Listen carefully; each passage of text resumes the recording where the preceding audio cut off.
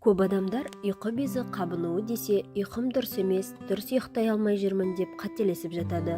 Бұл без астық қорыту қызметін атқарады. Тақырыпты бастамас бұрын арнаға тіркеліп, қоңырауша белгісін басуды ұмытпаңыз. Сол кезде келесі пайдалы ақпараттарды бірінші болып көре аласыз. Видеоны соңына дейін көріңіз.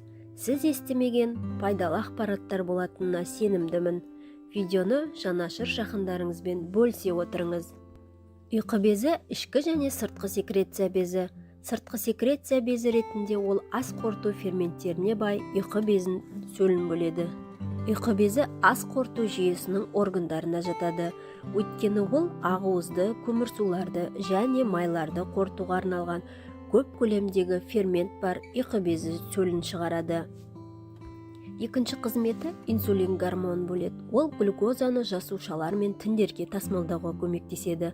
Бұнда ол энергия көзіне айналады. Осылайша оның қандағы деңгейін төмендетеді.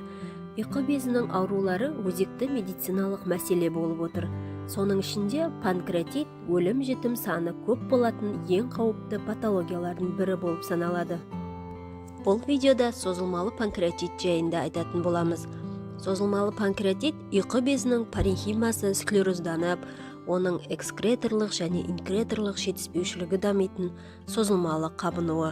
Созылмалы панкреатит таралу жиілігі 9%-ді құрайды. Созылмалы панкреатит себебіне байланысты бірінші және екінші ретті болып бөлінеді. Бірінші ретті созылмалы панкреатит алкогольдік, алиментарлық, тұқым қуалайтын болып келеді. Екінші ретті созылмалы панкреатит қосымша ауру ретінде өт жолдарының ауруларында, созылмалы гепатиттерде және бауыр циррозында, жара ауруларында, созылмалы гастриттер мен дуодениттерде, жаралы колитте және басқа ауруларда кездеседі. Алкоголь текті созылмалы панкреатиттің жиілігі орташа есеппен 60%-ді құрайды. Созылмалы панкреатиттің алиментарлық себептеріне майлы және өткір тамақты қолдану, тағамда белоктың азаюы жатады. 10-15% жағдайда созылмалы панкреатит себебі белгісіз болып қалады. Өт жолдарының аурулары, созылмалы холецистит, өт тас ауруы, созылмалы панкреатит дамуында екінші орын алады. Бұл топқа жататын аурулар көбіне әйелдерде кездесетін созылмалы панкреатиттің себебі болып табылады. Екінші ретті созылмалы панкреатит себептеріне көрсетілген аурулардан басқа ұйқы безінің инфекциялық зақымданулары, гипопаратиреоз, дәрілік зақымданулы, сульфаниламидтер, бейстероидті қабынуға қарсы дәрілер, диуретиктер және ұйқы безінің жарақаттары жатады. Көрсетілген барлық себептердің ең жиілері алкоголь мен холелитияз, яғни өтте тас жиналу. Ұйқы безінің зақымдануы негізін аутолиз процестері ұйқы безінің өз ферменттерінің әсерінен өзін-өзі қорытуы құрайды. Созылмалы панкреатиттің клиникасына келетін болсақ, созылмалы панкреатиттің басты белгілеріне іштің ауруы, ас қорытудың бұзылу белгілері, яғни диспепсиялық симптомдар, ұйқы безінің сыртқы секреторлық және инкреторлық функцияларының бұзылу белгілері жатады. Ең басты симптомы іштің ауруы. Ауырғандық орны белгілі бір шамада ұйқы безінің қай бөлігінің басым зақымдануына тәуелді болады. Ұйқы безінің басы зақымданғанда ауырғандық эпигастридің оң жағында, оң жақ қабырға астында орналасады. Бездің құйрығы қабынғанда ауырғандық сол жақ қабырға астында сезіледі.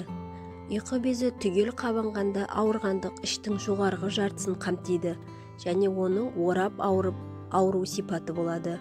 Шаншып, күйдіріп, тесіп ауру байқалады. Ауырғандық науқас шалқасынан жатқанда күшейе түседі. Алға еңкейіп отырғанда азаяды. Ауырғандық жиі тойып тамақ ішкеннен кейін, өткір, майлы тамақтан кейін, ішімдіктен кейін пайда болады. Антисекреторлық препараттар панкреатин, крион қабылдағаннан кейін тоқтайды немесе азаяды. Ауырғандықтың белгілі бір тәуліктік ырғағы болады. Түске дейін ауырғандық онша мазаламайды. Түстен кейін күшейе түсіп, кешке қарай ең күшті күйіне жетеді. Ауырғандықтың пайда болу тегі күрделі болып келеді. Олардың негізгі себептері ұйқы безі түтіктерінің ішіндегі қысымның көтерілуі.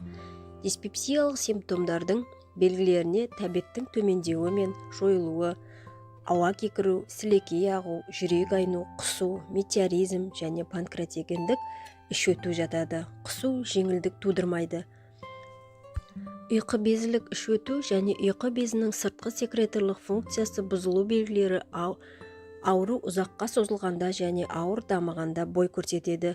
Іш өту ұйқы безі ферменттерінің бөлінуінің бұзылуы мен ішектік ас қорытудың бұзылуына байланысты туындайды.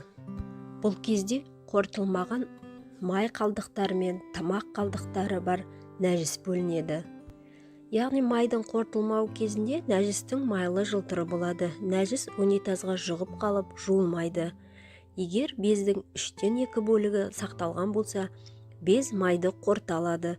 Бездің сақталған мөлшері одан аз болса, липаза аз өндірілетіндіктен стеаторея көрініс береді.